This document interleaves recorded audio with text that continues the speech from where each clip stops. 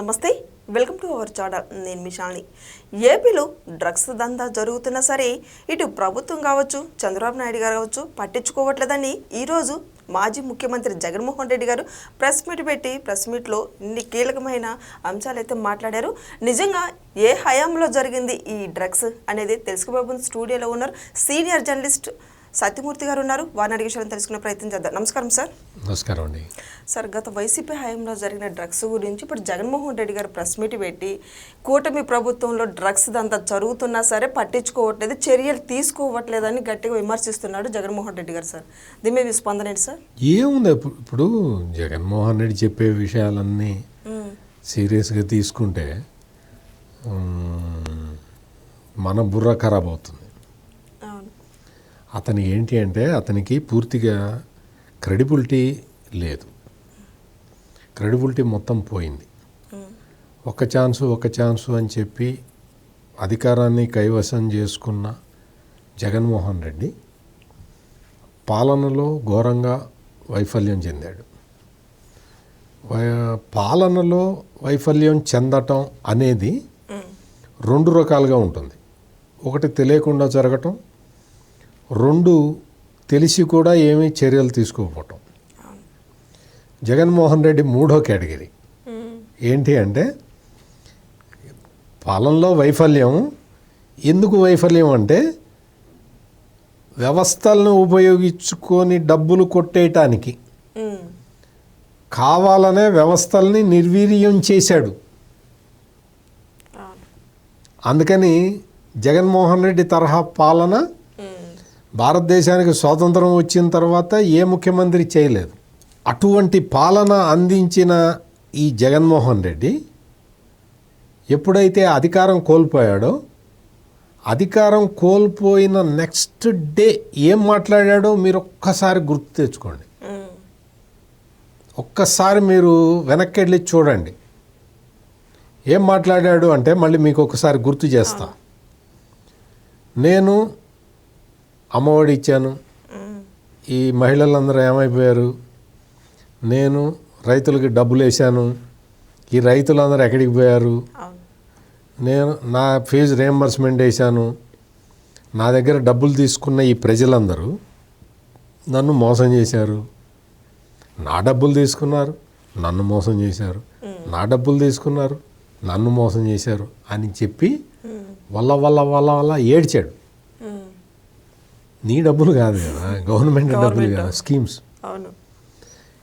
ఈయన ఏం చేశాడు, నేను నవరత్నాలు అని చెప్పి నేను ఒక స్కీమ్ పెడతానని చెప్పి తీసుకొచ్చాడు. తీసుకొచ్చి పెట్టినప్పుడు ఏమి భ్రమ కల్పించాడు అంటే మొత్తం అప్పటి వరకు ఉన్న మొత్తం ఆ స్కీమ్స్ అన్నీ కంటిన్యూ చేస్తూ అదనంగా కొత్తవి ఇస్తాడేమోనని ప్రజలు ఆశపడ్డారు. అట్లా ఆశ కల్పించాడు. అట్లా ఆశ కల్పించి అధికారంలోకి వచ్చిన జగన్మోహన్ రెడ్డి పాత స్కీములన్నీ రద్దు చేసేసి, పాత సంక్షేమ పథకాలన్నీ పడుకోబెట్టేసి ఈ నవరత్నాలు తీసుకొచ్చి ఇంప్లిమెంట్ చేయడం మొదలుపెట్టాడు. అవి కూడా అందరికీ ఇచ్చావా? నువ్వు రైతులకి ఇస్తానని చెప్పింది ఒకటి, ఇచ్చింది ఒకటి. నువ్వు ప్రతి తల్లికి అందరి పిల్లలకి ఇస్తానని చెప్పిన అమ్మఒడి నువ్వు చెప్పేటప్పుడు ఒకటి, ఇంప్లిమెంట్ చేసేటప్పుడు ఒక పిల్లాడికే అన్నావు. ఒక పిల్ల, మరి ఇద్దరు పిల్లలు ఉన్నారనుకో, ఒక పిల్లాడిని చదివించి ఇంకొక పిల్లని ఇంట్లో కూర్చోబెట్టి అంట్లు తోమించాలా? ఏం చేయాలి జగన్మోహన్ రెడ్డి? నీ ఉద్దేశం అదేనా? నీ ఉద్దేశం ప్రకారం ఒక అబ్బాయి ఒక అమ్మాయి ఉంటే అబ్బాయిని బడికి పంపించాలి, అమ్మాయిని అంట్లు తవ్వించాలి. నీ క్లియర్గా అర్థమైపోతుంది నీ ఆలోచన. అటువంటి విధ్వంసకర పాలన అందించిన జగన్మోహన్ రెడ్డి ఈ రోజున వచ్చి ఏం చెబుతాడు? బైబులు, భగవద్గీత, ఖురాను అంటాడు. ఏంటి ఆయన ఇచ్చిన మేనిఫెస్టోట. మొన్న 2024 అసెంబ్లీ ఎన్నికలప్పుడు ఓ మేనిఫెస్టో ఇచ్చాడు. ఇదే జగన్మోహన్ రెడ్డి అక్కడ పట్టి వేసుకొని వచ్చాడు కదా, గులకరాయి పట్టి వేసుకొని వచ్చి ఇది మేనిఫెస్టోను ఒకటే సింగిల్ షీట్ ఇచ్చాడు. ఎవరో అడిగారు, అదేంటండి సింగిల్ షీట్ ఉందేంటి మేనిఫెస్టో అని అడిగితే చాలు ఈ ప్రజలకి సింగిల్ సీట్ చాలా అన్నాడు. అందుకని ప్రజలందరూ కలిసి ఓడించారు. ఈ ఓడిపోయిన ఈ జగన్మోహన్ రెడ్డి ఓడిపోయిన మొదటి రోజు నుంచే ఈ కూటమి ప్రభుత్వం మీద అసలు ఎక్కడెక్కడ ఆరోపణలు చేయటం మొదలుపెట్టాడు. శాంతి భద్రతలు లేవు అన్నాడు. శాంతి భద్రతలు లేవు అని ఈ జగన్మోహన్ రెడ్డి చెప్పిన మాట వాస్తవమా? శాంతి భద్రతలు ఎవరి హయాంలో లేవు. ఒంగోలుకి చెందిన సుబ్బారావు గుప్తా అనే ఒక వైశ్యుణ్ణి అతన్ని తీసుకొచ్చి హోటల్లో పడేసి కిడ్నాప్ చేసి హోటల్లో పడేసి కొట్టి ఆ వీడియోని తీసి ఈ వైసీపీ నాయకుడు ఒకడు దాన్ని మొత్తం మార్కెట్లో రిలీజ్ చేసి మొత్తం వైశ్యాస్ అందరినీ వ్యాపారం చేసుకునే వాళ్ళందరినీ బెదిరించిన మాట వాస్తవమా కాదా? సేమ్ మాచర్లలో పిన్నెల్లి రామకృష్ణారెడ్డి ఆయన సోదరుడు వెంకటరామరెడ్డి మొత్తం పాన్ షాప్ పెట్టాలన్నా వాళ్ళ పర్మిషన్ ఇవ్వాలి, వాళ్ళకి కప్పం కట్టాలి. ఇట్లా 1-2 అంటే 2 ఎగ్జాంపుల్స్ చెప్పాను మీకు. రాష్ట్రం మొత్తం ఇదే చేశాడు జగన్మోహన్ రెడ్డి. తర్వాత గంజాయి స్మగ్లింగ్ చేసుకుంటూ గంజాయి స్మగ్లింగ్ ఎక్కడ ఎవడో ఇటు గంజాయి తీసుకొని వెళ్తే ఎక్కడో నేపాల్లో పట్టుబడ్డాడు. ఎక్కడి నుంచి వచ్చావురా అంటే జగన్మోహన్ రెడ్డి గారు పరిపాలిస్తున్న ఆంధ్రప్రదేశ్ నుంచి అని చెప్పాడు అతను. ఇక్కడి నుంచి గంజాయి అక్కడ దాకా పోయింది. అంటే ఎటువంటి పరిస్థితి, గంజాయికి ఒక హబ్బుగా చేసావు నువ్వు. అక్కడెక్కడ గుజరాత్ పోర్టులో డ్రగ్స్ పట్టుబడ్డాయి. ఎక్కడికి పోతున్నారమ్మా అంటే విజయవాడ అడ్రస్ ఇచ్చారు.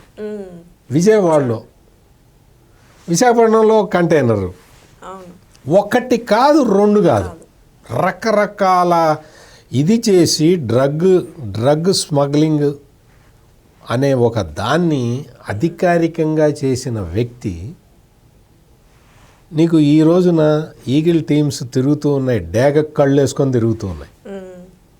ఎక్కడన్నా పట్టుకుంటున్నారు, తీసుకెళ్ళి వాళ్ళకి శిక్షలు పడేలాగా చేస్తూ ఉన్నారు. అట్లా మొత్తం అధికారం మారినా కానీ డ్రగ్స్ వ్యాపారం మానని వ్యక్తులు చాలామంది ఉన్నారు వైసీపీ వాళ్ళు. వాళ్ళందరినీ వాళ్ళు పట్టుబడుతూ ఉన్నారు. వాళ్ళు నిన్నగాక మొన్న ఈ జగన్మోహన్ రెడ్డి యూత్ నాయకుడు ఒక అతన్ని పట్టుకున్నారు విశాఖపట్నంలో. డ్రగ్ పెడ్లర్ అతన్ని పట్టుకున్నారు. మొత్తం అంటే జగన్మోహన్ రెడ్డి ఆంధ్రప్రదేశ్ ముఖ్యమంత్రిగా ఉన్న సమయంలో తెలంగాణలో ఆయన ఆప్త మిత్రుడు, ఆప్త బంధువు, గురువు కేసీఆర్ ముఖ్యమంత్రి ఉండేవాడు తెలంగాణకి. ఆయనకి కేసీఆర్ కుమారుడు ఒక ఆయన ఉండేవాడు, అప్పుడు మంత్రి, ఐటీ మంత్రిగా చేశాడు, కేటీఆర్ అని. ఆయన టైంలో ఆయన మీద రకరకాల ఆరోపణలు వచ్చినాయి. ఈయన మొత్తం అంటే వీళ్ళందరూ కలిసి ఏం చేశారు, 2 తెలుగు రాష్ట్రాలకి డ్రగ్స్ హబ్గా చేశారు. అన్నీ అవే. మొత్తం స్కూలు పిల్లల దాకా తీసుకుపోయారు. స్కూలు పిల్లల దాకా తీసుకుపోయిన తర్వాత చాలామంది దీనికి అలవాటు పడ్డ పరిస్థితి మనం చూసాం. ఆ తర్వాత ఫస్ట్ అధికార మార్పిడి అంటే కేసీఆర్ నుంచి అధికార మార్పిడి ఫస్ట్ తెలంగాణలో జరిగింది. రేవంత్ రెడ్డి ముఖ్యమంత్రి అయిన తర్వాత అవ్వంగానే ఒక్కటే డిక్లేర్ చేశాడు, ఈ డ్రగ్ మాఫియాని నేను ఊరుకోను, ఉక్కు పాదంతో తొక్కుతా అన్నాడు. మొత్తం హైదరాబాదులో ఉన్న పబ్బులు గిబ్బులు ఎవడైతే డ్రగ్స్ సప్లై చేస్తున్నాడో ఖబర్దార్, మీరు మానుకుంటారా, మీరు జైలుకి వెళ్తారా తేల్చుకోండి అని చెప్పాడు. దాంతో మొత్తం అంతా కూడా హైదరాబాదులో డ్రగ్ కల్చర్ తగ్గింది. పోలీసులు డేగ కళ్ళు వేసుకొని తిరుగుతూ ఉన్నారు. ఆ తర్వాత అధికారం మార్పిడి ఆంధ్రప్రదేశ్లో జరిగింది. ఆంధ్రప్రదేశ్ ముఖ్యమంత్రిగా 4వ చంద్రబాబు నాయుడు రాగానే ఆయన ఫస్ట్ చెప్పిన మాట ఏంటి అంటే, ఈ డ్రగ్ని ఎవడన్నా తీసుకుంటే తాట తీస్తానని చెప్పాడు. అదే ప్రకారం ఒక వ్యవస్థను పెట్టాడు, ఈగిల్ వ్యవస్థ. వాళ్ళందరూ ఎఫిషియెంట్గా పనిచేస్తూ ఉన్నారు. అవును. దొరికిన వాడిని దొరికినట్టు అరెస్ట్ చేస్తూ ఉన్నారు. గంజాయి పండించే వాళ్ళని, గిరిజనుల్ని వేరే పంటలు పండించే విధంగా మార్చేస్తూ ఉన్నారు. అవును. ఈ రోజున విశాఖపట్నం ఏజెన్సీ ఏరియాలో గంజాయి సాగు 90% తగ్గిపోయింది. With in a span of 20 months. అవును. అంతే కదా. అవును. అంటే కొన్ని కఠినమైన నిర్ణయాలు తీసుకుంటూ ఉన్నారు. ఆల్రెడీ అలవాటు పడిపోయిన వాళ్ళు వేరే వేరే చోట్లకి వెళ్ళి డ్రగ్స్ తీసుకుంటూ ఉన్నారు. అట్లా నిన్నగాక మొన్న ఫామ్ హౌస్లో పట్టుబడ్డ వాళ్ళని మనం చూసాం. అవును. అందులో దురదృష్టం ఏలూరు ఎంపీ పుట్ట మహేష్ కూడా ఉన్నాడు. అతన్ని చట్టం ఏం చేయాలో ఆ పని చేస్తుంది. ఎవ్వడు అందులో జోక్యం చేసుకోరు. జోక్యం చేసుకున్నా కుదిరే పని కాదు. డ్రగ్స్ తీసుకుంటూ పట్టుబడ్డా, డ్రగ్స్ ఒక చోట నుంచి ఒక చోటకి తరలించిన ఆ కేసులో ఎవ్వడు జోక్యం చేసుకోలేడు. అంటే నార్కాటిక్స్ కేసులో ఎవడన్నా జోక్యం చేసుకుంటే వాడిని కూడా వేస్తారు. అంత కఠినమైన చట్టాలు ఉన్నాయి భారతదేశంలో. నీవు ఈ నార్కాటిక్స్ కేసుల్ని నువ్వు ముఖ్యమంత్రిగా ఉన్న టైంలో రాజకీయ ప్రత్యర్థుల మీద వాడావు. జగన్మోహన్ రెడ్డి ఎంతమంది మీద, సోషల్ మీడియా యాక్టివిస్టుల మీద గంజాయి కేసులు పెట్టించిన ఘనుడు జగన్మోహన్ రెడ్డి. ఎందుకు? నార్కాటిక్స్ కేసు పెడితే 10 సంవత్సరాల కన్నా ఎక్కువ జైలు శిక్ష ఉంటుంది కాబట్టి ఎస్సీ ఎస్టీ అట్రాసిటీస్ యాక్టు గంజాయి కేసులు ఇవే పెట్టించాడు. ఏంటికి? వాళ్ళకి స్టేషన్ బెయిల్ రాకుండా. అంటే అంత పాశవికంగా పరిపాలించిన నువ్వు ఈ రోజునొచ్చి నువ్వు రకరకాల కామెంట్లు చేస్తూ ఉన్నావు. మొత్తం ఆంధ్రప్రదేశ్లో డ్రగ్స్ విచ్చలవిడిగా దొరుకుతున్నాయి అంటావు. అది నీ టైంలో, ఇప్పుడు కాదు. ఇప్పుడు ఎవడైనా తెలంగాణలో కానీ ఆంధ్రప్రదేశ్లో కానీ డ్రగ్స్ సేవించాలన్నా, డ్రగ్స్ ఒక చోట నుంచి ఒకటి తీసుకెళ్లాలన్నా భయపడి సావాలి. అయినా ఇన్సిడెంట్ జరుగుతాయి కదా, జరుగుతున్నాయి, డౌటే లేదు అందులో. నేనేం కాదంటల్లా. హైదరాబాదులో పబ్స్లో ఇంకా డ్రగ్స్ సప్లై చేసేవాళ్ళు ఉన్నారు, లేదంటల్లా. చేస్తారు, వాళ్ళని పట్టుకుంటున్నారు. పట్టుకుంటే విడిచిపెట్టట్లేదు. ఇది జరుగుతున్నది. కేసీఆర్ ముఖ్యమంత్రిగా ఉన్నప్పుడు ఎన్ని కేసులు వచ్చినాయి? సినిమా యాక్టర్ల మీద ఎన్ని కేసులు? ఏం చేసావా? అవన్నీ సాల్వ్ చేసావా? మొదలు తీసుకెళ్ళావా? అకున్ సబర్వాల్ అనే పోలీస్ ఆఫీసరు ఆ కేసుల్ని ముందరికి తీసుకెళ్తూ ఉంటే ఎట్లా అడ్డుకున్నారు? ఆపారా లేదా? కేసులు ముందరికి పోనివ్వలేదు కదా. మరి ఇప్పుడు అటువంటి పరిస్థితి ఉందా? ఎవడు దొరికినా తీసుకెళ్తున్నారు, కూర్చోబెడుతున్నారు బిహైండ్ ది బార్స్.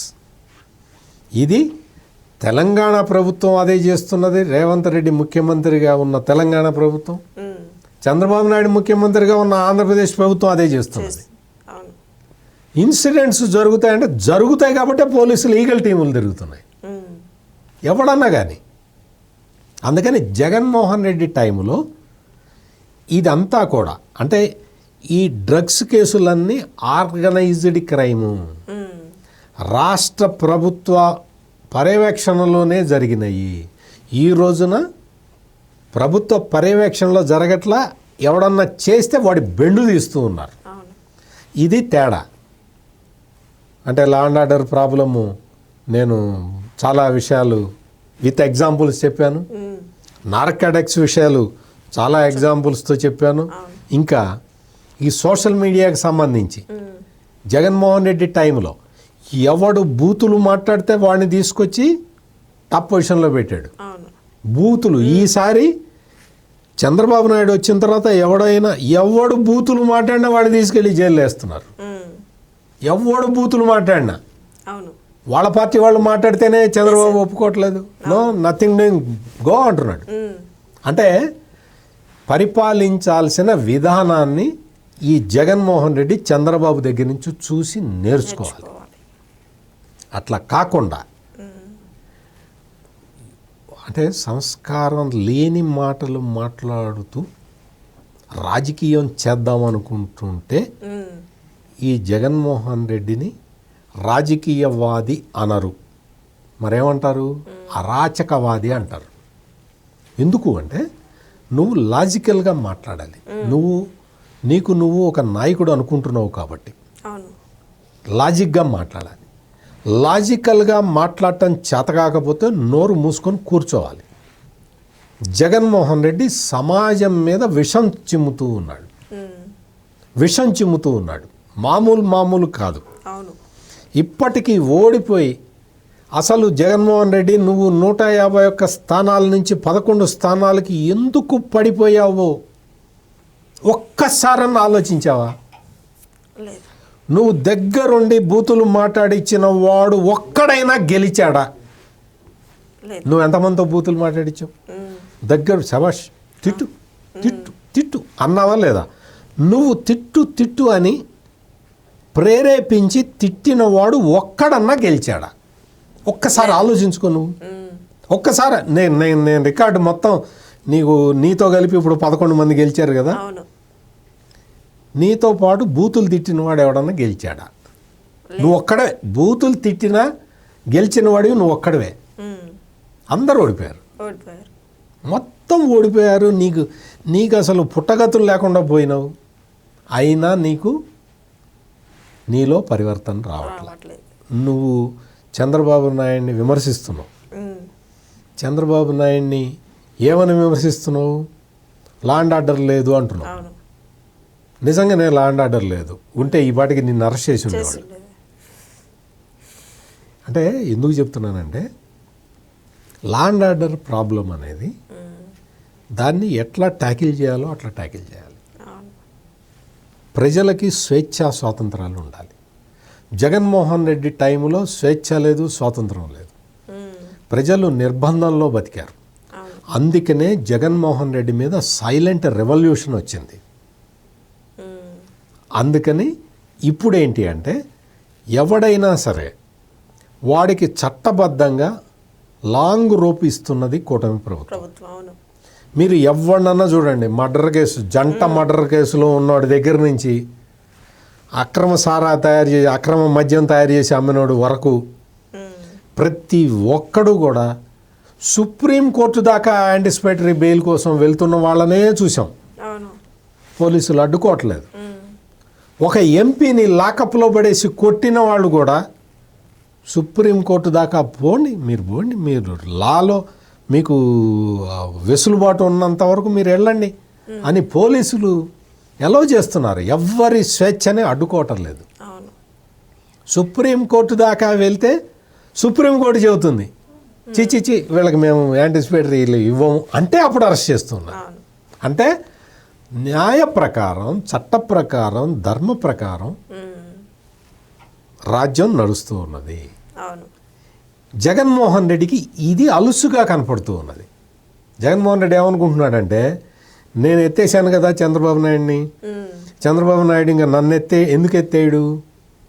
ఆయన బాధ ఏంటి అంటే చంద్రబాబు నాయుడిని ఎత్తేసాడు కాబట్టి చంద్రబాబు నాయుడు మీద సింపతి వచ్చి చంద్రబాబు నాయుడు ముఖ్యమంత్రి అయ్యాడని ఈ జగన్మోహన్ రెడ్డి పిచ్చి క్యాలిక్యులేషన్. చంద్రబాబు నాయుడిని అరెస్ట్ చేసినందుకు ముఖ్యమంత్రి కాలా, నువ్వు చేసిన ఎదవ పాలన చూసి విసుగు పుట్టి ప్రజలు చంద్రబాబు నాయుడిని ఎన్నుకున్నారు. ఇప్పుడేంటి, చంద్రబాబు నాయుడు కూడా నన్ను అరెస్ట్ చేస్తే నాకు సింపతి వచ్చి నేను మళ్ళీ ముఖ్యమంత్రి అవుతా అనుకుంటున్నాడు. నిన్ను అరెస్ట్ చేసినా నీకు సింపతి రాదు. For your information. ఎందుకు అంటే 2 సంవత్సరాలు అయిపోయింది, ఇంక 2 సంవత్సరాలే ఉంది అని చెప్తున్నారు. 2 కాదు 20 ఏళ్ళు అయినా కానీ నీ మీద సింపతి రాదు. జగన్మోహన్ రెడ్డి గుర్తుపెట్టుకో. ఎందుకంటే నువ్వు చేసిన అరాచకాలు అటువంటివి. అమర్నాథ్ గౌడ్ అనే ఒక చిన్న పిల్లాడిని, 12 సంవత్సరాల పిల్లవాడిని మా అక్క జోలికి రావద్దయ్యా, మా అక్కని ఏడిపించద్దయ్యా అని బతిన్లాడితే 12 సంవత్సరాల అమర్నాథ్ గౌడ్ని పెట్రోల్ పోసి సజీవ దహనం చేశారు. అది జగన్మోహన్ రెడ్డి పాలన. ఈ సంఘటనని ఎట్లా మర్చిపోవాలి? ఈ సంఘటన అమర్నాథ్ గౌడ్ అనే పిల్లాడిని సజీవ దహనం చేసిన సంఘటన మరిచిపోవాలంటే ఎన్ని వందల సంవత్సరాలు పడుతుంది. దళిత డ్రైవర్ సుబ్రహ్మణ్యాన్ని భార్య భర్త కలిసి తీసుకెళ్ళి వేసేసి ఆ డెడ్ బాడీని తీసుకొచ్చి వాళ్ళ ఆవిడికి ఇచ్చి తీసుకో డెడ్ బాడీని తీసుకో ఏం చేసుకుంటావు చేసుకో అని వెళ్తే ఈ రోజున ఆ అనంతబాబు భార్యను పిలిచి పోలీసులు అడిగితే నాకు తెలియదు గుర్తులేదు మర్చిపోయాను. మర్డర్ మర్చిపోయావా, చేసిన మర్డర్ను మర్చిపోయావా? అందుకని అంటే ఇటువంటి అరాచకాలు లెక్కలేనన్ని చేసిన ఈ జగన్మోహన్ రెడ్డి ఇటువంటి మొత్తం బూతులు మాట్లాడే వాళ్ళని, బూతులు చేసేవాళ్ళని, బూతులు మాట్లాడే వాళ్ళని వాళ్ళందరినీ వెనకేసుకొని తిరిగిన ఇప్పటికీ తిరుగుతున్న ఈ జగన్మోహన్ రెడ్డి ఈ రోజున తను ఎందుకు ఓడిపోయాడో కూడా ఆత్మవిమర్శ చేసుకోకుండా ఇంకా ఇంకా బూతులే మాట్లాడుతూ నా బూతే నా శరణ్యం, నా బూతే నాకు రక్ష అన్నట్టుగా ప్రవర్తిస్తున్న ఈ జగన్మోహన్ రెడ్డికి కనీసం ఏమడగాలి? దేవుడు కూడా ఏమి ఇవ్వడు. దేవుడు కూడా అంటే మామూలుగా అంటే ఆయనకి మంచి బుద్ధి ప్రసాదించు దేవుడా అని కోరుకుంటాం. ఇతనికి దేవుడు ప్రసాదించిన ఇతను తీసుకునే పరిస్థితుల్లో ఇతను లేడు. అందుకని మనం దేవుణ్ణి కూడా కోరుకోవాల్సిందేమీ లేదు. ఇటువంటి అరాచక శక్తుల్ని రాజకీయాల నుంచి దూరం చేయి అని మాత్రమే మనం దేవుణ్ణి కోరుకోవాలి. Thank you sir. నమస్కారం.